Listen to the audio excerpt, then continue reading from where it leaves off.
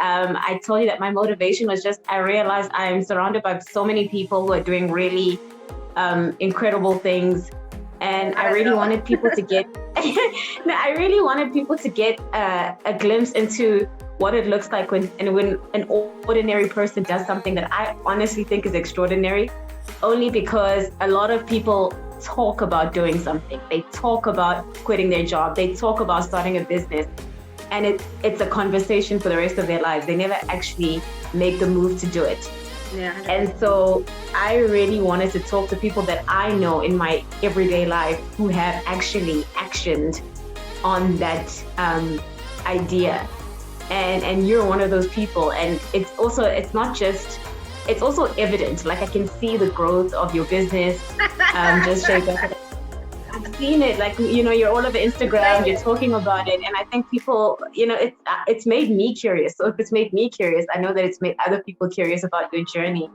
So first and foremost, I just want you to first talk about your business first and foremost. Like, can you tell me about Just SheaButter and how you birthed the idea of doing this? Yeah, it was crazy. So initially, hi everyone. I know there are people here. Thanks for having me, Lwazzz. I really appreciate it. I'm actually really excited to have this conversation because I am still in the thick of it, still in the growing, awkward phase. So people must see what happens, like, while you're still going through it. So Just SheaButter started kind of by accident. The plan was never for me to even really run a cosmetic or beauty business. I started the Afro thing well before it kind of blew up in the market in South Africa anyway. So I was one of the few people that had an Afro. And I was using SheaButter in my hair because I was getting a lot of my information from American influencers talking about SheaButter. So whenever I went overseas, I would make sure I got my SheaButter stash and I would use it on my hair care. And then when I came back, so I was in the UK for a bit to do my master's. I come back and like this Afro movement has taken over in South Africa. Yeah. And people are like, where did you get your Afro? I'm like, wait, what? What's going on? So what happened was I got a bit of a head start, which made people curious as to what I was using. And it kind of made me an authority because there just wasn't that much information on hair care. And so people were saying, what are you using? And I would get my SheaButter from someone in Randburg. And I was like, well, I'll get a lot of it. So I'll just give it to my friends and, I'll give you a little bit and I'll give you a little bit. And I thought, actually, I have time actually for the first time. I was working in a company that was quite good in the sense that I had, like, after 5 o'clock, I actually was done for the day. Shopping, coming from Johannesburg. I love doing this. So I actually had time to do other things in the afternoons and on the weekends. So I thought, let me try this. Let's see what's going on. And I also want to develop interests. I was moving into a new city. So I thought, what? I want to do something and get engaged with people and like have a hobby of sorts. And that's kind of how it happened. And over time, I realized, no, I need to actually start. I'm going to be serious about this because I am still a professional person in the way that I exist in my day-to-day life. Anything that I put out there needs to be the best representation of myself. So even if it is a small business, I need to take it quite seriously. So I made sure that I was going to, and so I moved from getting my SheaButter from somebody who was getting it from somebody who was getting it from somebody in Ghana to actually sourcing it directly from Ghana. So I got a supplier in Ghana, and I was like, okay, we're doing this. Like, we're all in. I'm about to put money into this. I don't know if I'm ever going to get my money back, but and that's how we started. Actually, what's very interesting is you had no experience, not only as like you had no experience selling, being an entrepreneur. I'm assuming you had no experience as an entrepreneur, but also you didn't know anything about SheaButter, right? Other than as a consumer or how to get a supplier, so I think, is there any way that you can take us through? Because you're coming from property into a whole other industry. Like, what was your process? How did you figure out who the person is in Ghana? How did you figure out how much to ship in? How did you figure out packaging for your own brand? Like, how that stuff? YouTube. Okay. 100%. Look, I think also in my corporate environment, I'm very much a risk. I'm I analyze risk, right, for a living. Yeah. Basically. I manage risk, especially doing property development. So I took that kind of thinking into my business. So I knew I need to import from Ghana. I thought to myself, well, what am I going to do? How do I manage that risk? So I made sure that I was I became a member of the Global Shea Alliance, which is a organization based in Ghana. So when I became a member, I was like, okay, cool. How do I engage with them to help? I needed them to help me find a supplier, basically, right? Okay. So I was like, well, who's in your network, who's organic certified? And that's how I found my suppliers and made sure that they were actually certified by a company that also exists in South Africa. Again, another, trying to mitigate the risk over there. Because I was like, I don't have money to go to Ghana, and at the time, I'm working at what? Yeah. We have 15 days of leave. Anyway, that's another conversation. So I had to try and do all these things, and have other people kind of do the homework or the work for me to mitigate the risk.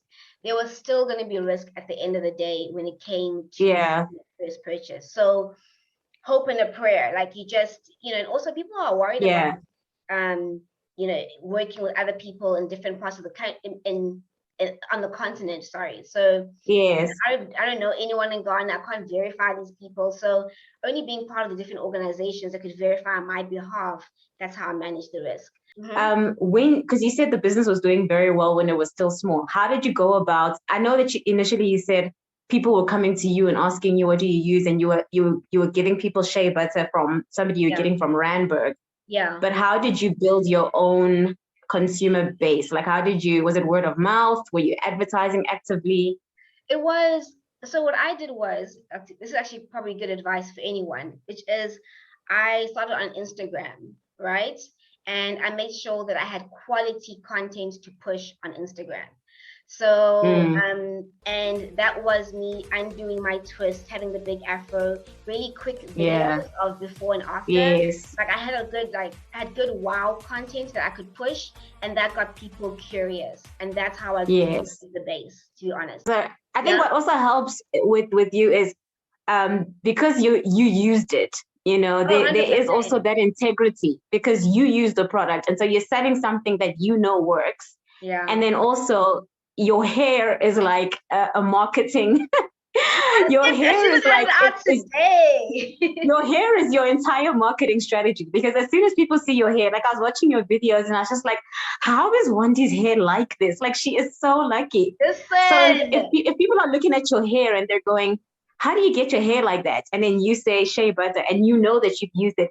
That's obviously going to make me go, well, if her hair looks like that and she's using shea butter, I'm trying to use that same shea butter. Absolutely. It definitely, I'm not the best salesperson, so I guess my head did the talking. And I'm not very good at trying to convince people to do something. So it's very good that people came to me and said, hey, they got curious, what are you using? And the answer was quite simple. But I found that in the market, there were people who either knew what shea butter was, and they're like, oh my gosh, where have you been? And there are others who were like, wait, do I cook with this? Or what is happening? So it was still a very, very new product in the market. There's a lot of educating at the time. But one time you spoke about being part of like an incubation process. You're talking about it on your YouTube channel, that you're part of like an incubation. Yes. Oh my gosh. Okay, so I'm still on probation. Anyway, no. So there's a business incubation program that I'm a part of. Well, I'm like 1 month away from being finally part of it. Which is fantastic because it's all about mentoring you and giving you support in terms of improving your website, improving your finances, improving your networks. I'm getting a mentor, if I haven't mentioned that already, which has been critical because at some point as a single person, you can only go so far. And just having somebody else have fresh eyes on your business has changed everything. It's also meant that I've worked harder in the last couple of months than I've ever worked, because now I tell someone this is what I'm going to do, and every week she's like, okay, have you done it? Are you doing it? How's that going? It's crazy, but it's been very, very important, and I've seen a huge change in my business because of that. So yeah. Are you allowed to like talk about like this? Are you allowed to like give me the name and all of that? Okay, so you know what? I'm gonna give you the name. Yeah, it's the SAB Or is it program. or you like because it's not final, you don't want to like No. It's actually they can get their props. It's the SAB program. And what happens is even if I don't make it to the next or final round, they've already put so much into me that I'm actually happy to say that I'm to a degree have been a part of the program. And it is a lot on. They have this crazy, not crazy. It's like it's very very simple. So they have this they talk about the leaky bucket, right? Like you and your business being a bucket, and that it's got lots of holes in it. And before we can invest in your business or in your bucket, we have to plug the holes. And that really forces you to look at your business and all the areas that you have been overlooking to have a sustainable business. And that's really changed the way that I run things. Stepping out of corporate and seeing what opportunities are out there has been amazing. So I got into the agribusiness development agency, KZN Women in Agro Processing, long title, oh wow. program, which is fantastic. So the ADA is what we call them, have committed to investing in my business and 5 other businesses who are based here in Durban. And the idea is that they're going to give us factory space as well as equipment to actually help us grow. Oh wow. So yeah, I'm always, we in those discussions and we're getting equipment hopefully this month. So there's a lot that's always on the go, advantage of that. And it was kind of like my 30th birthday present to myself to leave my job.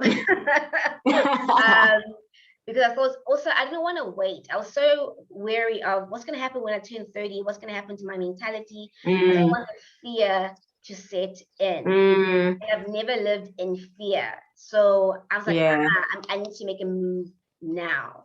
So that helped. I mean, it was not without sacrifice, but definitely happy I made the change.